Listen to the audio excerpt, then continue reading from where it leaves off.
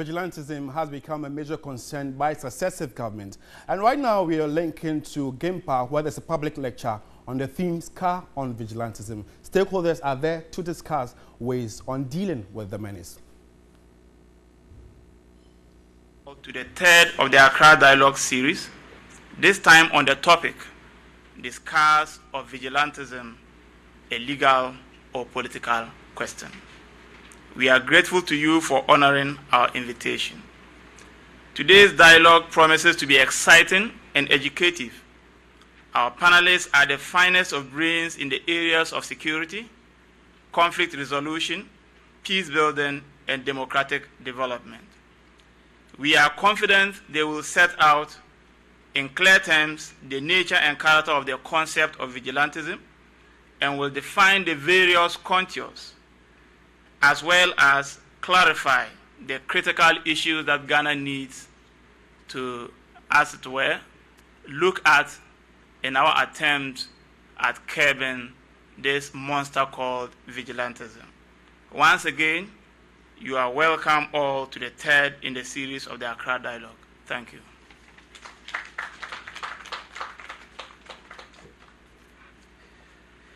Thank you, Mohammed. Also to give us some welcome remarks would be Ni Abe, Samuel Ni Abe, Director of Programs. Michael, my sincere apologies. Don't worry, I like Samuel anyway. Good evening to all of you, and you're all welcome to the third edition of the Accra Dialogue. Dr. Kwesi Enim, who is the Director, Academic and Research at the Kofi Annan Center, Dr. Ali Duseidu, who is also a Senior Lecturer at the Political Science Department, University of Ghana, Legon, Professor Reverend Emmanuel Asante, the Chairperson of the National Peace Council, Brigadier Joseph Nunu, who was once Chief of Defense Staff of the Ghana Armed Forces. Ladies and gentlemen, we at Friedrich Ebert Stiftung seek to promote what we call social democracy, economic development, and security policy. And we also believe that in any democratic enterprise at all, there is a need for Democrats to engage within the public space. And like we all know, democracy is hinged on the rule of law.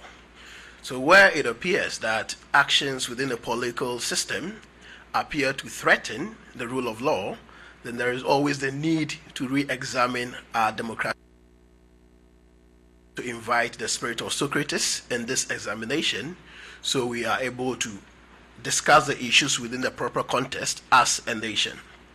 Indeed, like Alpha mentioned, the whole concept of vigilantism is quite interesting. Between myself and the leaders of ILPA, we've had continuous debate as to whether what is really happening in our political space can be labeled vigilantism.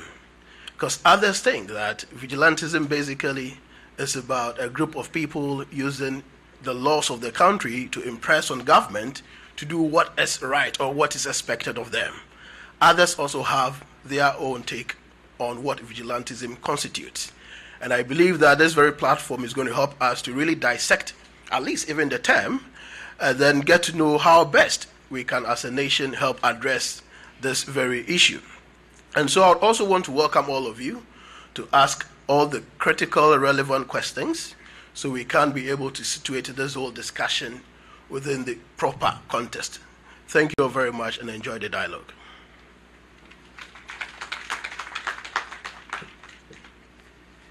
Thank you very much, Michael. Once again, permit me to give credit to our media partners who are not only ensuring that those of us in this room get to participate effectively, but the rest of our countrymen and women. And so gratitude to TV3, First in News, Best in Entertainment, 3FM, 92.7 FM, Fair and Square, Onia, 95.1 FM, Yadwen Wohu, Connect FM, 97.3 from Takrady, and Akuma FM 87.9 from Kumasi. And of course, it's streaming live on 3news.com and all of the Media General platform, group news platforms. We also have multimedia in the house, and I think it is apt and opportune that we commiserate with the media as we've lost one of our own, Kaba, who definitely discussed the subject we are going to engage with today. The topic for our discussion today hinges around a word which originally draws its linguistic source from Spanish, and this I discovered in my research for this afternoon's dialogue. A group of civilians or an organization of civilians who act in a law enforcement capacity or in pursuit of self-perceived justice without legal authority is what any standard dictionary, a vigilante. It comes from an origin that should ordinarily have been positive. For one to be vigilant is for one to look out for in the interest of others. But in legal and political history, in social history, in economic history, being a vigilante soon took on a negative connotation, where people seem to take state power into their own hands and seek to enforce law according to certain perceptions that the law enforcement machinery in the country is ineffective. There have been several writings on it, and for those who are interested in this subject further, could read the writings of our own Mr. Tankeba, who's written quite a bit on policing in Ghana and vigilantism. Today we are discussing the scars of vigilantism, and that would suggest that we have indeed been bruised and been left with an indelible mark of vigilantism. It has not only been restricted to issues of law enforcement, but in the Ghanaian context, and sometimes even in the Nigerian context, our neighbors just next door, you have had this idea of political vigilantism. This afternoon, we are going to consider, is it a legal issue? It arises as a legal issue because they who in the nation do not subscribe to vigilantism desire that the law enforcement agencies step in to assert their authority. But all too often, the law enforcement agency's response is, it is a political question. And so the scene is set for us to engage with our panelists today to ask the central question, is it political or legal? To help us to do this, we have Dr. Kwesi Enning, and in no particular order, Director of Academic and Research at the Kofi Annan International Peacekeeping Training Center, Dr. Alidu Seidu, a Senior Lecturer in Political Science at the University of Ghana, the Reverend Professor Emmanuel Asante, the Chairperson of the National Peace Council, and of course, Brigadier Joseph Nunu Mensah, a former Chief of Defense Staff for Ghana Armed Forces. The methodology we adopt in the dialogues is to listen to the panelists, afford them an opportunity to ask each other questions based upon their opening remarks or statements, as it were, to the topic. And then I would open the floor for us to ask our questions, make our comments, and again I would urge you to do so in a very straight to the point fashion and not beat about the bush unnecessarily. And so without any further ado, I would kindly invite Dr. Kwesi Enning over the next 10 minutes to give us his position on the topic, the scars of vigilantism, a legal or political question. Dr. Well, thank you very much, Mr. Foley. ILPA my dear brother from FIRST, and then the distinguished panelists. First, I want to start with the topic itself, the scars of vigilantism, a legal or political question. A scar creates an impression of something that is finished and is almost healed, and there are signs of the problem. There are no scars of vigilantism. Vigilantism is a festering sore, putrefying, stinking, dirty, and threatening not only the legal system of this country, it's not only threatening the politics of this country, it's threatening the security of this country. Vigilantism has become an existential threat to Ghana. But what we are noticing and what we are talking about is nothing new. I'll leave that to my co-panelists to speak about. But there's a historicity to this, and we need to locate the conversation this afternoon within the historicity of how politically manipulated groups and individuals have used violence as a currency since the 1940s until its dramatic transformation within the Fourth Republic. My worry is not just about the transformation of the violence as both economic and political currency. I will seek to locate in my conversations this afternoon within the broader context of where we are located. The manner in which I argue the deals that have been cut behind closed doors can be hijacked, infiltrated, transformed, and turned against the state. That we've seen this in Sierra Leone. Those who did this in Sierra Leone were called the Rare Boys, and they led the violence. We've seen it in Nigeria, the Jaguda boys and girls. We've seen it in Guinea. We've seen it in Sierra Leone, and we've seen it, of course, in La Côte d'Ivoire. So I seek to do two things. First, locate this within the political context and how dangerous it is to our democracy, and then to talk about the security implications and the manner in which we are all under threat. Political vigilantism has always been a characteristic of Ghanaian politics and our political landscape. Of course, we need to understand vigilantism, and I'm not going to get into conceptual discourses about the word, because for me, I don't think it's very necessary. But we need to understand the functional utility of violence in the political processes that we see, and also to understand the incentives that makes it attractive for somebody to use violence. Understanding the incentive structure allows us to say what are the possible intensive methodologies or disincentive methodologies and frameworks that we can use. And I think I'll leave that to those who build peace.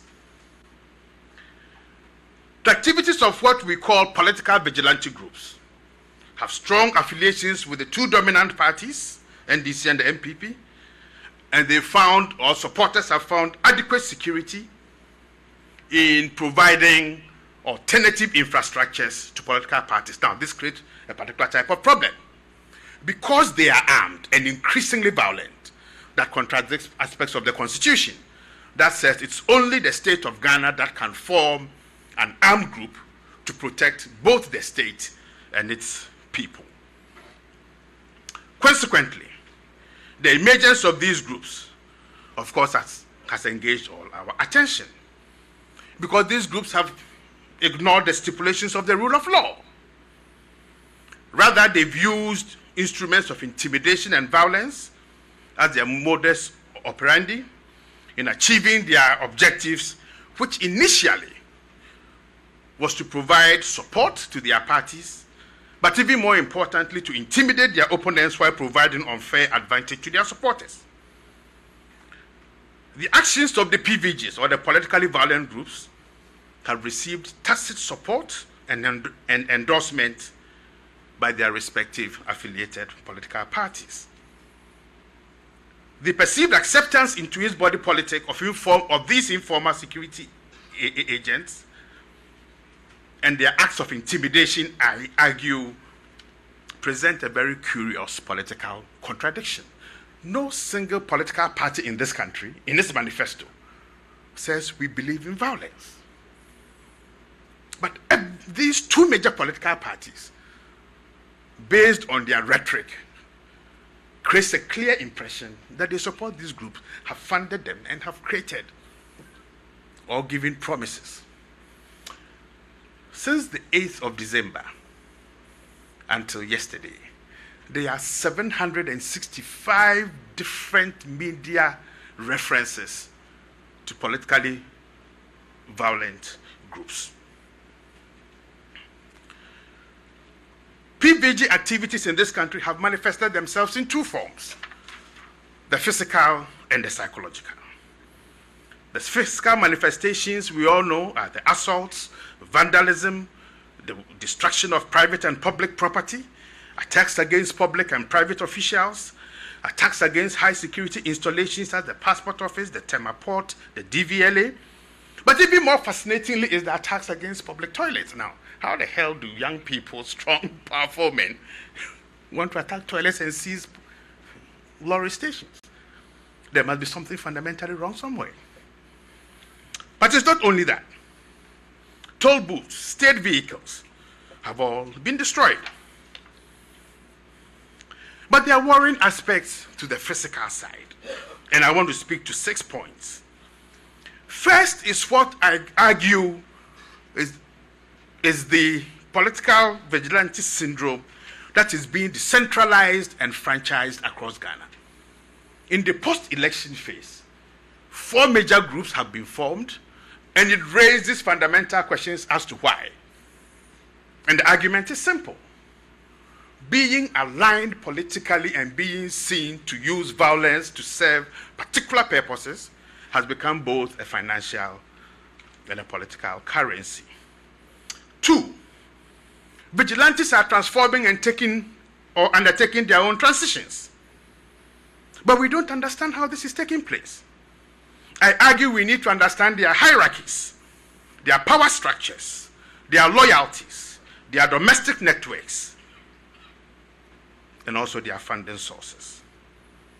But even more disturbingly is the boldness, consistency, and the networking among these groups and how they are able to act with impunity. About 10 days ago, I got into a discussion with Mr. Bamba, and he told me if I didn't agree with him, of course, I could go to court. Now, that raises, for the lawyers here, extreme difficulties post the judgment in Kumasi. But we've got to understand the organized nature of these groups and the dimensions of violence that they bring to this country. With 2.3 million excess guns unregistered in this country, having 17 to 21 groups armed and having access to these guns poses a fundamental security threat. But finally, located in where we are, we need to ask ourselves, how do such organized groups, with their approaches to violence, resist being hijacked, infiltrated, transformed, and turned against the state? If you listen to Mr. Bamba 2 weeks ago, he says, I have ordered my men to stop. What it does mean is that he can also order his men if whatever agreement has been made is not fulfilled by the state. Now, that raises concerns. But I want to challenge you also to listen and to make a Foucauldian discussion of the words that Mr. Bamba and his team uses. There is a certain self-confidence that he's above the law, particularly where we are located. With the videos and the rhetoric from Islamic State and Al-Qaeda, we need to elevate the conversations around vigilantism to what it is. A group of individuals, fairly well armed, well connected, capable of being infiltrated, posing organized challenge to the state. But the psychological factors relates to the threats and their language. And the fact that they want to sow fear in our communities. Please let me know when I have about 4 minutes. But we also need to understand the multiple motivating factors. Because we are seeing a deepening embeddedness of this politically motivated group. First is what I term as political patronage and the culture of rent-seeking. Rent-seeking, I argue, can be defined as engagement in or involvement with the manipulation of public policy, political, social, and economic conditions as a strategy for increasing profits and incentives for behaving, quote, in particular ways. So when these guys demonstrate a certain desire to threaten us, to intimidate us, and to send clear signals to those who fund them, and actually to dare to challenge the authority of the president, then it raises fundamental questions as to where the locus of Ghana's political authority is beginning to lie and how it is beginning to shift. So we need to understand the political patronage and the rent-seeking bit. But of course, in a country where there's massive youth unemployment, political vigilantism provides an alternative route to getting access to the public purse. But not only that. If politics is about shared norms, shared values, and shared principles, then once more the statement by the Delta forces last week that they are now going to compete for the formal political offices of the new patriotic party raises very deep concerns. Because what are the values that they are bringing onto the table? What are the norms? What are the principles? But it's not just that. It's about the interface with alcohol. Because when they behave the way they do, more often than not, there's a bit of alcohol in there. But there's a missing link between what political party leaders do and say and the behavior of their supporters and this manifest inability to rein them in. So, what do we see? When I wrote my book at the back of the room, we counted 17 political vigilante groups. Of these 17 groups, 11 of them were affiliated to the NDC, 6 affiliated to the MPP. Post-January this year, as I say, 2 prominent groups have been formed, Burma Camp and Ashanti Vigilante Group. The names, Aluta Boys, and I'll speak about the names. Aluta Boys, Bukurisong, Tohazi, Pentagon, Bewa, Azoka, 66 Bench, Al-Qaeda, Al Jazeera, NATO, Rasta, Sese Group, Invisible, Bamba, Delta, Bolga, Kandahar. These names have not been chosen out of the blues. These names have been chosen specifically to send a particular message. First, that they represent iconic brands. Delta Force in the US, NATO forces, Al-Qaeda, Pentagon, Al Jazeera. These are iconic names. Not only that, these are names associated with global news, of warfare, of strength, of security, and of terrorism. But they are also very symptomatic of power, of flamboyance, of authenticity, invisibility, and fear. This allows these groups to assume an intimidating posture needed to complement their violent actions. But we need to also think about the religious dimensions. I'll just leave that in passing for the later conversation. 1 minute. What are the possible implications for Ghana? A fundamental question is that we need to link what is happening here to the wider West African sub-region. What do we know about levels of infiltration, of funding, of loyalty, tied to the possible state of extremism and radicalization. I think we need to ask this question because it is pertinent. It is pertinent because there are developments around violent extremism, its linkages to radicalization, and the actual perpetration of violent acts. So I'm very happy this morning when I read that there's something called Exercise Home Shield, that the intelligence and security forces, knowing what they know, have decided to demonstrate that we are capable, we are willing and prepared to respond to any such challenge. What we are experiencing, Mr. Foley, and this is my concluding remark, is that we need to spend a bit more time in understanding how people are recruited into these groups. We need to understand the hierarchies and the organizational structures, the communication structure and levels of loyalty. We need to understand methodologies for mobilization and indoctrination. And finally, the multiple roles that violence serves. But there are two missing links that will transform PVGs into the kinds of challenges and threats that we've seen around. One is the lack of extremist ideology, and two, radicalization. But we shouldn't fool ourselves. When La Côte d'Ivoire happened, Al-Qaeda gave a very specific statement that those who had gone to the lands of the holy places are legitimate targets. Distinguished ladies and gentlemen, I want to make a very simple argument that this goes beyond the legal and the political. This now challenges our very survival.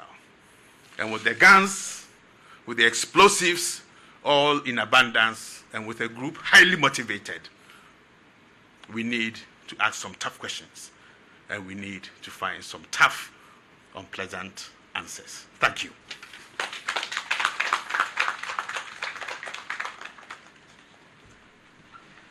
Thank you very much, Dr. Enin. And indeed, the putrefying sore reminds me of the criminality of the Mungiki sect in Kenya's post-electoral violence. Thank you very much once again. Permit me to now invite Dr. Alidu Seidu.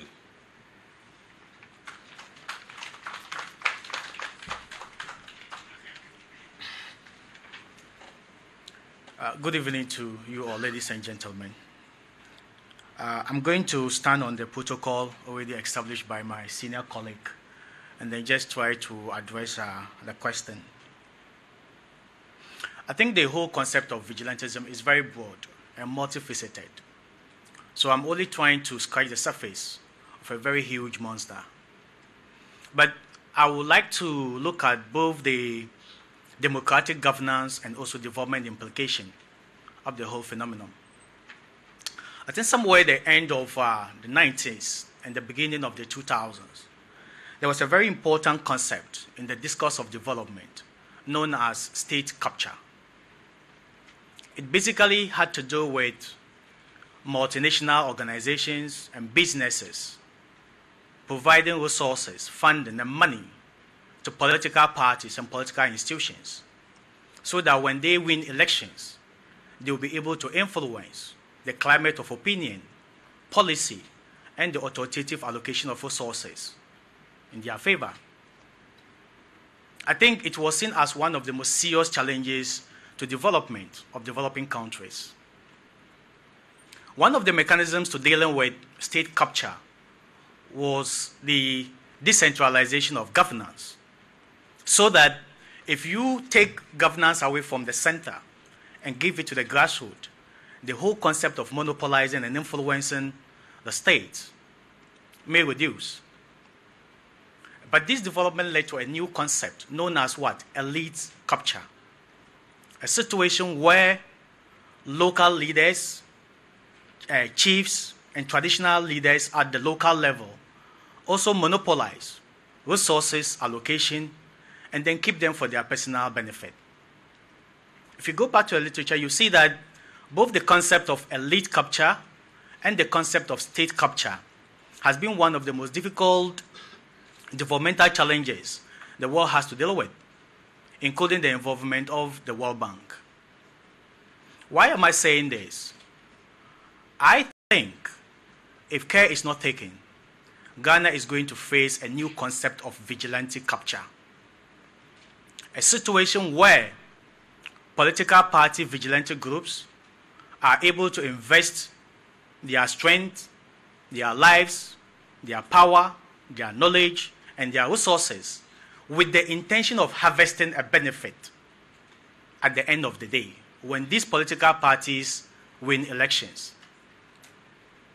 That might not have been a very bad thing at all, because even we have to deal with state capture and elite capture. So vigilante capture would have just been one of the serious developmental challenges and democratic deepening challenges we have to deal with. But the challenge is just the way and manner vigilante capture is being carried out, not only in a peaceful constitutional legal means, but in means that are unconventional and that touches at the very foundation of the rule of law. So if you go back to the etymology of the word, I think Mr. Foley has spoken to it. My senior colleague has spoken a lot about it. But the whole original meaning had to do with two important concepts, what we call crime control and what we also call social control. So crime control has to do with the fact that we have neighborhood watch committees, people, standing vigil, being awake and watching their properties so that people who don't have legitimate access to those properties don't access them. So it was intended to be what? A crime control mechanism in the beginning. But in other dispensations, it has manifested in the form of what? Social control, where you have what? Different multi-ethnic or different forms of identities, so that one particular identity will want to exercise control and dominance over the other with the use of violence. If you look at what's happening in Ghana now, it neither falls under crime control, nor does it fall under social control. It is more about political control. And that is where the concept of politics comes in. What are the characteristics of these groups?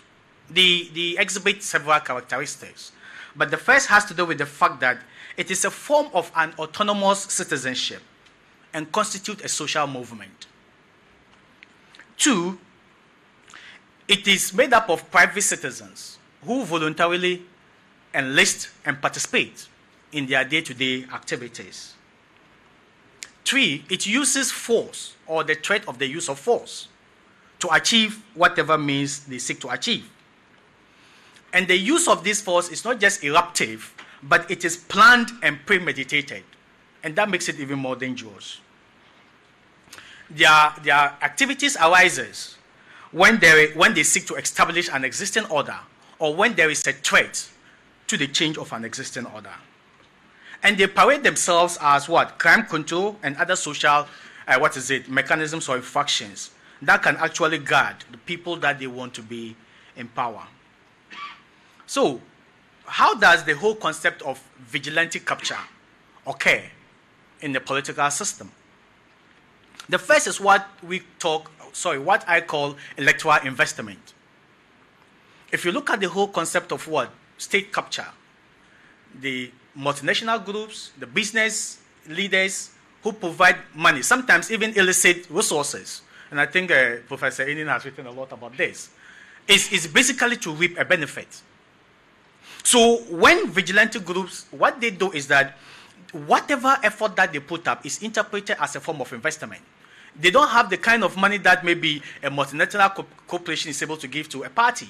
They don't have the type of money that business interests may give to political parties. They don't have the power that elites at the local level have to command resources and how resources are distributed. But what they do have is strength. They will not recruit me to be a vigilante. Usually the people they look out for are people who are tough looking and have very good biceps. They can fight. And most of them, what they do is that a businessman will give money to a political party and wait to reap the benefits. These vigilante groups invest with their lives. Snatching a ballot box is not easy when you know that you can be killed. Providing security for the movement of ballot boxes are not easy. All these things are investment with people's lives.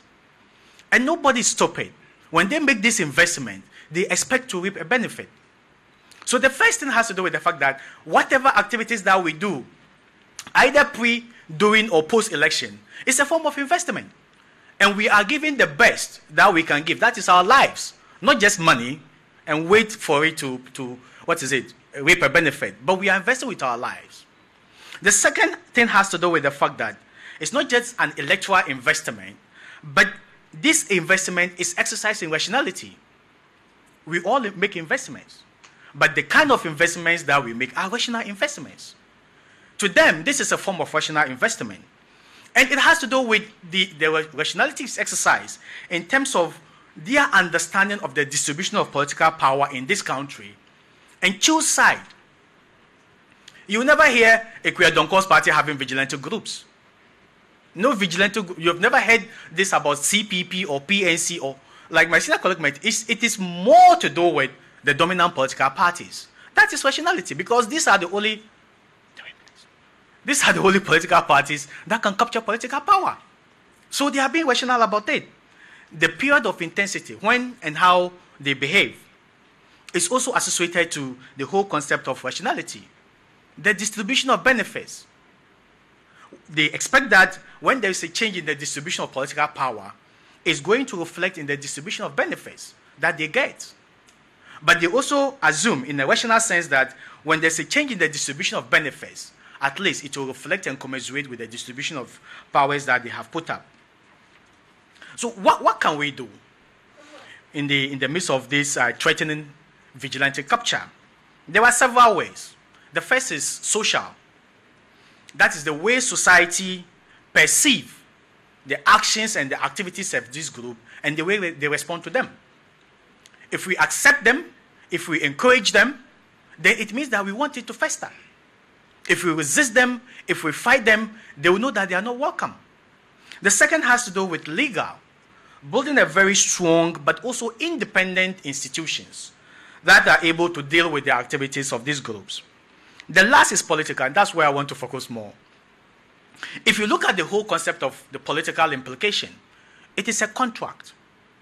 It is an unwritten or informal contract between political parties and these groups. So they just don't do it for nothing.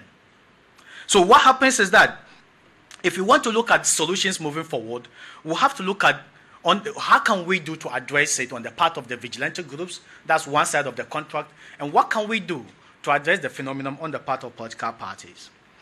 On the part of vigilante groups, there are three things I want to talk about. The first is what we may term vigilante co-optation. That is, we build cooperation with these groups and accept them as they are, and realize that they are realistic parts of our political discourse with all the implications and the consequences that it carries, and work with them. The second is what we may call vigilante control. We try as much as possible to gather the political will needed to be able to deal with these groups, whether positive or negative. And then the third is what I would call counter-vigilantism. That is challenging the dominance of vigilante groups and actually completely excluding them from our day-to-day political processes. On the part of political parties, we need to first of all strengthen democratic institutions in order to remove the incentives for rent-seeking, I think my senior colleague has mentioned it, and to secure a more equitable distribution of state resources and benefits. If people know that whether it's MPP or NDC or ZDP, resources are going to be authoritatively allocated based on needs and contributions, nobody will force himself to invest his life to reap a benefit. So we have to do that first. Second, we need to empower civil society organizations and other institutions of accountability so that they will keep on drumming on this particular phenomenon and suggesting ways of dealing with them, as we are doing today. And then citizens' action and electoral choices. Citizens, though it's once every 4 years for us to vote and choose a government, a political party to form a government, but there are other activities, series of legal activities that we can do before this every 4 years. And it includes what? Public demonstration, litigation, and a whole lot of things that can challenge this particular dominance. The last part is just not living. We have a very powerful executive. I think the other arms of government should be empowered to keep a check on this executive arm of government, so that most of these atrocities, we should be able to avoid them. Thank you so much.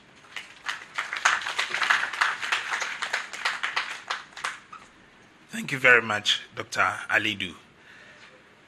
May I now invite the Reverend Professor Asante.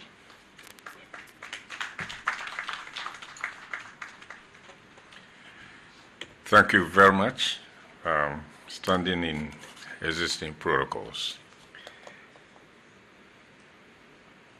Let me begin by trying to hazard a definition of vigilantism, and then I'll also try to give a brief history. This is not taken from any textbook, but it's taken from what I have seen in the years that I have lived here in Ghana. And then also, I'll try to look at the contemporary situation in an attempt to answer that question if I can. Vigilantism bespeaks the actions of a vigilante. It can be positive. Like, for example, fighting crime because you believe that the law enforcement agencies are not able to deliver the goods. And so it is in itself a statement against confidence in the existing law enforcement agencies. But we can also look at it negatively. It's negative in the sense of engaging in acts bordering on criminality without being part of a government-ordained group. But the word has also been defined in the context of criminology as exhibiting certain necessary features, namely planning and premeditation of those engaged in it. It is an organized thing. People plan. Is not something that happens spontaneously, and that's the danger. Participants are private citizens whose engagement is voluntary, and they constitute a socio-political movement, my brother has mentioned that, whose members operate on the fringes of the law or holds marginal or extreme views, and their actions in most cases go beyond or overstep some boundary or limit of the established order. And they normally use threats and force in their operations, illegally controlling, I use the word illegally controlling crime and other social infractions. Let me give you a brief history of vigilantism in Ghana. We have had vigilantes popularly called volunteers. My grandmother called them volunteers in Ghana for many years, who have helped to protect persons and property. These were known groups of volunteers in a locality who patrol towns and villages in the night to prevent crime. Called them volunteers. And they were known to have meted out instant justice to thieves and robbers, sometimes thrusting nails into their skulls and bidding them farewell from this world. These operated on the fringes of the law, but derived their legitimacy from the traditional authorities of their localities. So when we were growing up, we knew the volunteers, that at a certain time of the night, you didn't have to go out, because then you will encounter them. But then we also have had a history of political vigilantes. They emerged during the struggle for independence in the late 40s and early 50s. These were initially not really organized groups, but operated on the basis of emotional commitment to the cause of given political groupings. As time went on, they became organized and operated within the context of partisan propaganda. These graduated into a quasi-terror groups who used terror, intimidation, and thuggery to promote their political cause or interest. So we had the action troopers. We had a group called Action Troopers who engaged in a lot of violence in the interest of their political groupings. The CPP at the time and the UP. Names like Adamu Banda, Kofi Banda, Chumasi Ankra, Bafo. You know, if you have heard of Bafo, that knife, it was Chumasi Ankra who used it, you know, against Bafo and gained that name. Chikuri and many others sent shivers down the spine of people. And I saw Adamu Banda myself. I know some of the names that I'm mentioning in Kumasi. These political attacks operated under the patronage of the CPP and others under the UP at the time. Fortunately, after independence, their activities died down because most of the CPP action troopers were engaged in the Builders Brigade, which later became Workers Brigade, State Farms, and the UP ones were incarcerated in detention through the infamous Preventive Detention Act. So you didn't have their activities post-independence. We don't seem to be having that now. In a contemporary situation, recent times we have heard or witnessed a steadily escalating sense of foreboding in respect of vigilante activities across the country.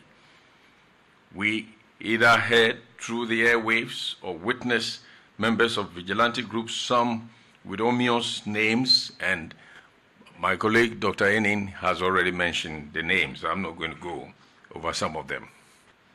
Wreaking havoc either by attacking a nominee or appointee of the president, locking up particular offices, releasing from police custody colleagues, entering into a court of competent jurisdiction to free colleagues on trial.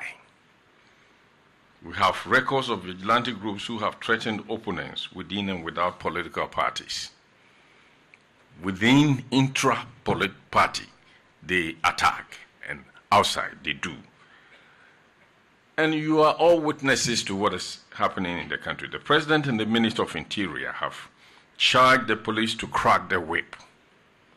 All these have fallen into deaf ears. The police have a mandate to prevent and detect crime, to apprehend offenders, and maintain public order. Theirs is to ensure public safety and protection of private and public property, and the police do not need a charge or a directive from the President or the Minister of Interior to carry out their mandate. The big question is, why are the police hesitating to carry out their mandate? Is the fear the police?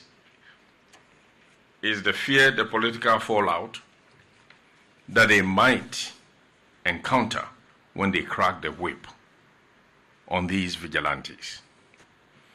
If there is such fear, what informs and defines it? Is it because we cannot draw the line between legal political activities and criminal acts by political activists? Legal political activities and criminal acts by political activists. Is it because we cannot draw that distinction? My humble submission is vigilantism is both political and legal issue.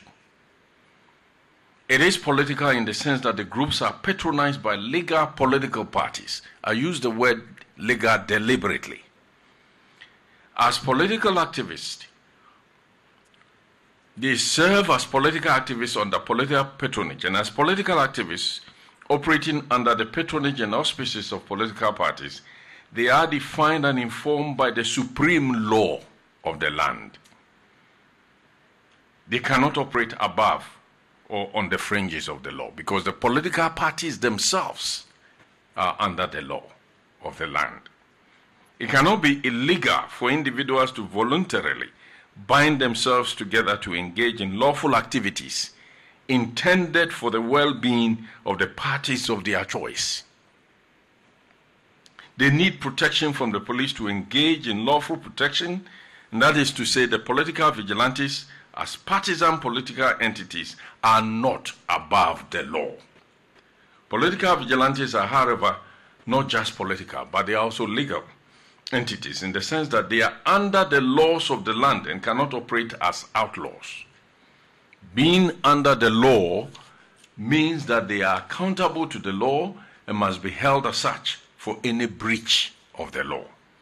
Recent events of vigilantes point to the activities of people who are operating as transgressors of the law, as people who act in disregard of the law and who must face the long arms of the law.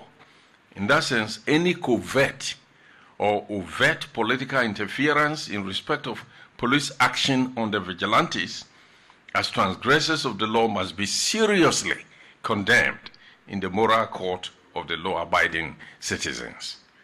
There can be no order from above intended to interfere with or undermine the combating of crime.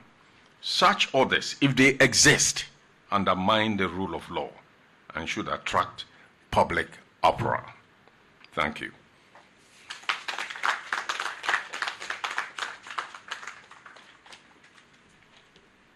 Thank you, Professor. We'll now listen to Brigadier General.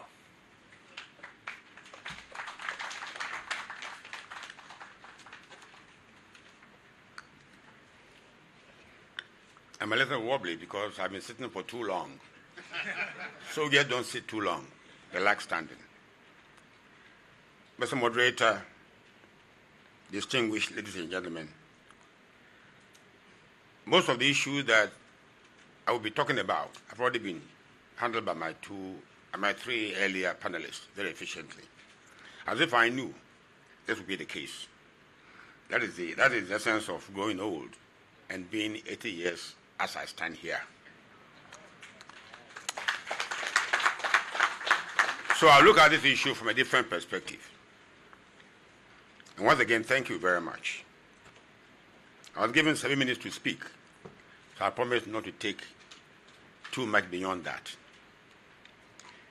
The issue of vigilantism, or what should appropriately be called political thuggery, is thuggery. It's not a new phenomenon, as we have been told this evening. As if it just descended from heaven to this country.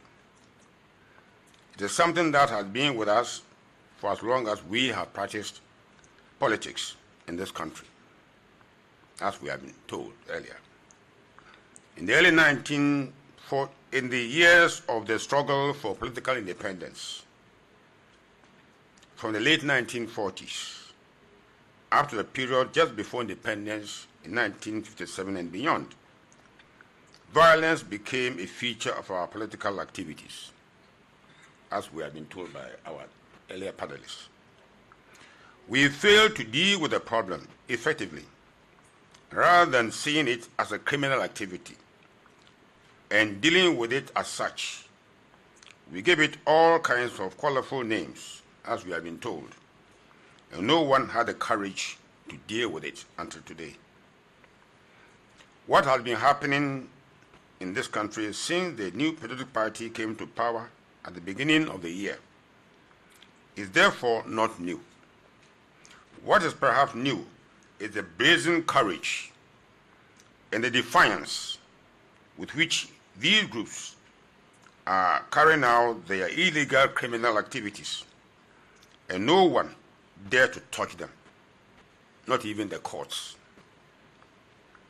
Ladies and gentlemen, whenever discussions are held on this issue, we tend to look at the effects of this political violence rather than the causes of it, so that we can understand this ugly menace that has become part and parcel of our political life and find the appropriate antidote to it.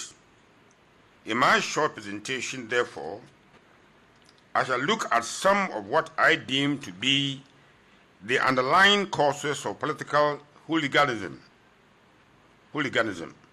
and why this menace is on the increase not only in Ghana, but throughout the world. 3 weeks ago, I issued a stern warning to my 8-year-old grandson when I arrived in the country on holidays. I said to him, if he did not stop what he was doing, which I deemed to be foolish, I would spank him. He turned around immediately and told me, Granddad, that would be child abuse. That's what he said. I understood this message very clearly, that times have changed. This could not have come from an 8-year-old child in the early 1940s when I was growing up. Ladies and gentlemen, we have relaxed discipline over the past several years. And what has happened to our country today is a consequence of it. In Ghana today, you can see indisciplined behavior everywhere, even as I drove here this afternoon. But we cannot roll the clock back, institute corporal punishment, as my grandson told me. We have spared the rod and spoiled the child. Economic conditions have worsened over the years, and it's not easy for young people like you today to survive in the world except in a few places. Our young people used to escape by tortuous means to Europe to find non-existent jobs. But that avenue is firmly closed, and thousands of African migrants, including Ghanaians, are languishing in detention in Libya and other places. Many of them have been bought as goods and auctioned to the highest bidder as slaves. Those left here are desperate to find a decent way to survive. In the absence of that, they resort to all manner of ways to make ends meet. That is why many of our young people without skills follow the political bandwagon, and when this party they support wins political power, they expect to be favored. When the expectations are not fulfilled, in desperation, they resort to these illegal criminal activities to survive. It is in pursuit of this that illegal miners, for example, in Denchura, Obuasi, resorted to extreme violence, which led to the death of late Major Mahama. In the face of all this, what do we do as a nation? Our politicians must stop making promises that they know very well that they cannot carry them out, but make promises that they know they can implement. Youth unemployment is perhaps the most dangerous threat to our national peace and security. Thousands of young people are pouring onto the job market every year from the universities and senior high schools. Many of them have no prospect of finding jobs, and that is dangerous. We need to tackle this problem now, and I believe we can do it. We can't feed ourselves as a nation. Many of our young people cannot find places to lay down their heads at night. I believe we can do a lot in the area of agriculture and social housing for the young and the poor, underprivileged people to bring immediate relief to them. It is not an impossible task. It can be done. The fact that these young people cannot find gainful employment does not mean that they can resort to political violence to attain their economic objectives. That is not acceptable in a civilized democratic society. And whoever does that must not escape punishment. Unfortunately, no one in Ghana today is prepared to deal with this problem. Politicians are pushing the problem to the law enforcement agencies, asking the police and the courts to deal with the matter, while they in turn say that their hands are tied up. Who tied up their hands?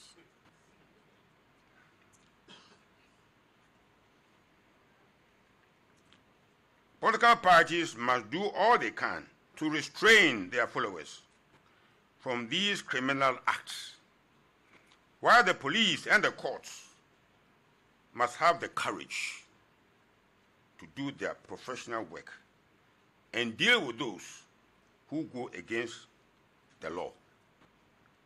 When we allow this behavior to be entrenched in our political life, it will be dangerous for us in the long run. Since no political party stays in power forever, and Mugabe will tell you this.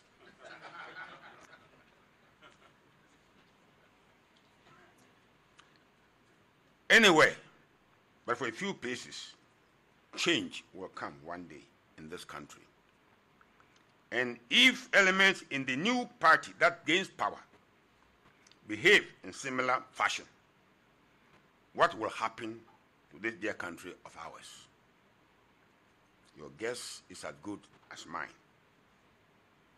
Ladies and gentlemen, prevention, as the saying goes, is better than cure. Had I known, it's always at last. Thank you very much.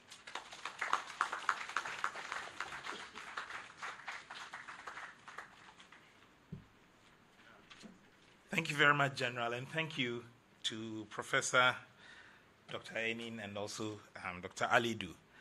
In the course of their presentations, we were joined by the Dean of the Faculty of Law, Mr. Ernest Kofi Abochi. Mr. Abochi, you're welcome. And so just before I throw the floor back to our panelists, permit me, as he's also here on behalf of the rector of the institute, so we'll permit the dean to say a few words. Mr. Abochi, you're welcome.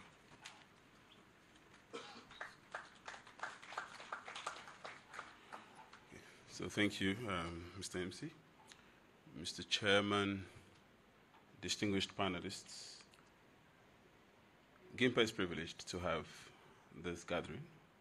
And indeed, I must say that this is about second or third of these sessions that has been organized by the ILPA and the auspices of the Friedrich Ebert Stiff Tongue.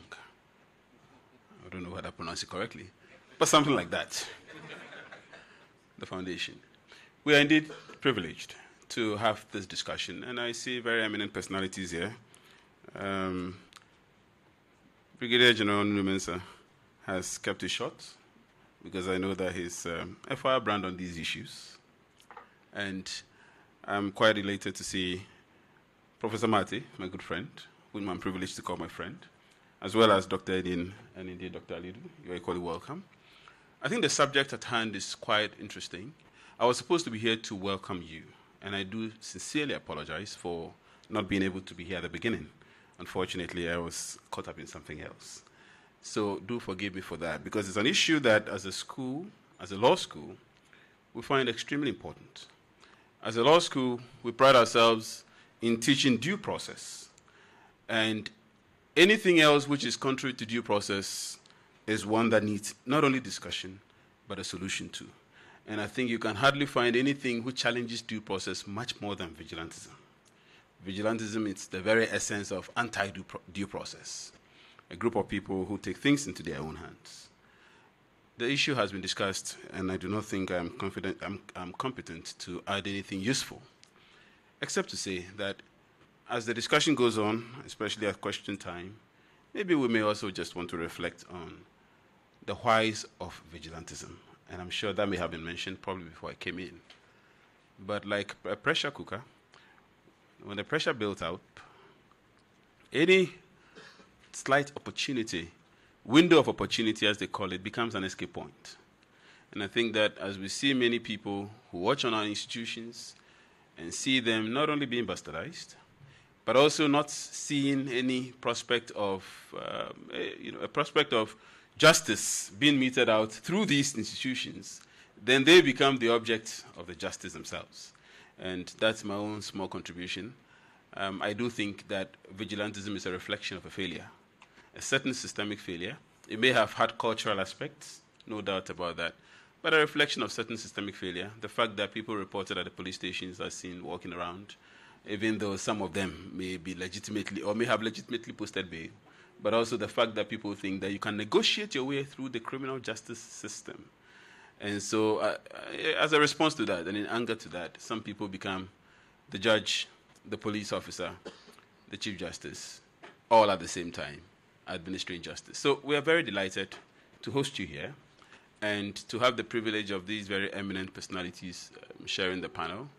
And I'm sure that at question time, we'll have the opportunity of sharing your perspectives as well. So once again, thank you very much.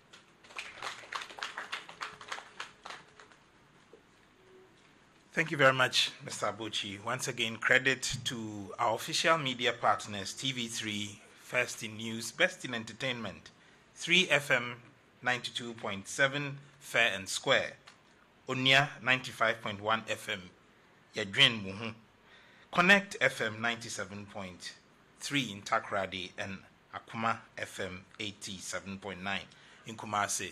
And of course, on all the Media General Group news platforms, and streaming live on 3news.com, and also to the multimedia group. So as is traditional with the dialogues, I would now give the panelists an opportunity if you had any question or any other contribution arising from any of your co-panelists' presentations. Now you have the opportunity to pose questions to each other before I go to, and you have the benefit of microphones next to you. So please, any of you who had any issue on the other's presentation or some clarification, you have the opportunity. Right. Yes, Dr. Enin.